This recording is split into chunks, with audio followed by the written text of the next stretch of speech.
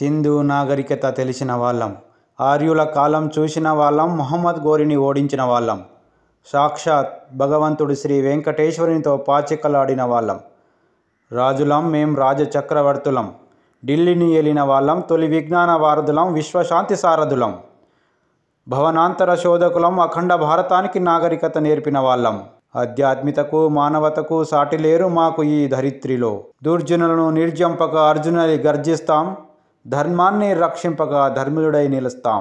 మేము ఢిల్లీని ఏలిన పృథ్వీరాజ్ చౌహాన్ వారసులం, మాకు హతిరామ్ బాలాజీ ఆధ్యాత్మిక చిహ్నం, సేవాలాల్ మహారాజ్ శాంతికి చిహ్నం, లక్కీషా బంజారా పురాతన కట్టడాలకు చిహ్నం, లక్షల మందికి ఉపాధి చూపిన వాళ్ళం, దేశానికి దారి చూపిన వాళ్ళం, దారి కనిపెట్టిన వాళ్ళం, మేం బంజారులం.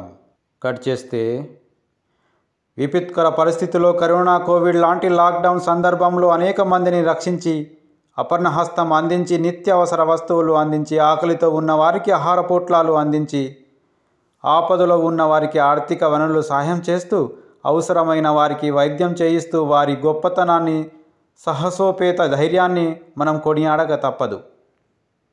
విపత్కర పరిస్థితుల్లో కోవిడ్ లాంటి మహమ్మారి విజృంభిస్తున్న తరుణంలో, మనుషుల ప్రాణాల్ని హరిస్తున్న సమయంలో అపర్ణహస్తం కోసం ఎదురుచూస్తున్న వారికి తమ శ్రీ సాయి స్వచ్ఛంద సేవా సంస్థ ద్వారా చేయూత అందిస్తూ తన మానవత్వాన్ని చాటిన IRS officer Jharupla Govind Naik, assistant commissioner central tax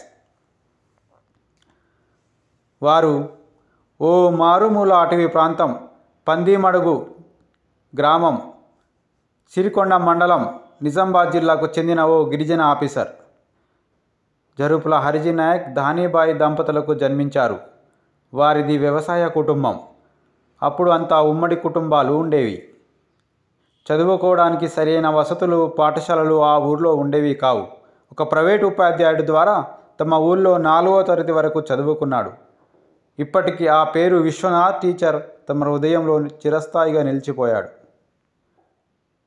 పై చదువుల కొరకు కామారెడ్డి వెళ్ళి ప్రభుత్వ వసతి గృహంలో ఉంటూ 10వ తరగతి వరకు అక్కడే చదువుకున్నాడు. తరువాత నిజామాబాద్ గవర్నమెంట్ ఐటీఐలో డ్రాఫ్ట్స్మెన్ మెకానిక్గా చేరారు. ఐటీఐ పూర్తి చేసుకొని మళ్ళీ కామారెడ్డి ప్రభుత్వ కాలేజీలో ఇంటర్ మొదటి సంవత్సరంలో జాయిన్ అయ్యాడు. కానీ ఫీజు కట్టుకోవడానికి డబ్బులు లేక కాలేజీకి పోలేదు. 8 నెలలు గడిచిన తర్వాత సర్టిఫికెట్ తీసుకువద్దామని కాలేజీకి వెళ్ళగా అక్కడ ఓ బ్రాహ్మణ లెక్చరర్ చారీ సార్ తన ఫీజు మొత్తం కట్టి అటెండెన్స్ వేసి స్కాలర్షిప్ అప్లై చేసినానని చెప్పడంతో తన ఆనందానికి అవధులు లేకుండా పోయాయి. ఇంటర్ చదువుకోలేను అన్న పరిస్థితి నుండి ఒకేసారి ఇంటర్ పరీక్షలు వ్రాయమని చెప్పడంతో బాగా చదువుకోవాలని కోరిక పుట్టింది. దాంతో స్కాలర్షిప్ రూపాయలతో రూమ్ కిరాయి తీసుకొని ఇంటర్మీడియట్ పూర్తి చేశాడు. అక్కడితో తమ కుటుంబం పైన ఆధారపడకుండా హైదరాబాద్లోని హెచ్ఎల్ఎం డ్రాఫ్ట్స్మెన్ మెకానిక్గా 4 సంవత్సరాలు ప్రైవేట్ జాబ్ చేస్తూనే డిగ్రీలో అడ్మిషన్ తీసుకున్నాడు. బీఏ నైట్ కాలేజీలో పూర్తి చేశాడు. తర్వాత ఎల్ఎల్బి, ఎల్ఎల్ఎం మొత్తం నైట్ కాలేజీలోనే చదువు అభ్యసించారు.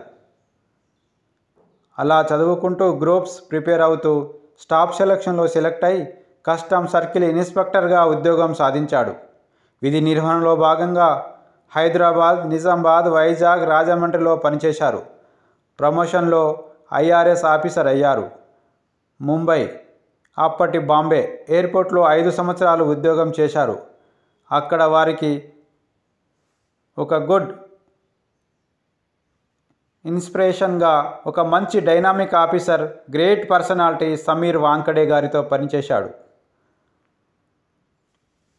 అప్పుడు సినిమా హీరో షారుఖ్ ఖాన్ను అరెస్టు చేయడం, అందులో గోవింద్ నాయక్ ఉండడంతో తన సర్వీస్లో మర్చిపోలేని సంఘటన. ఇప్పుడు గోవింద్ నాయక్ రిటైర్ అయి తాను చదువుకున్న ఎల్ఎల్బి, ఎల్ఎల్ఎం లా కోర్సులతో ఇప్పుడు హైకోర్టులో ప్రాక్టీస్ చేస్తున్నారు. పేద కుటుంబాలకు, నిరుపేద గిరిజనులకు సహాయపడాలని కాన్సెప్ట్తో హైకోర్టులో బార్ కౌన్సిల్ జాయిన్ అయ్యారు. అలాగే శ్రీ సాయి సేవా సంస్థ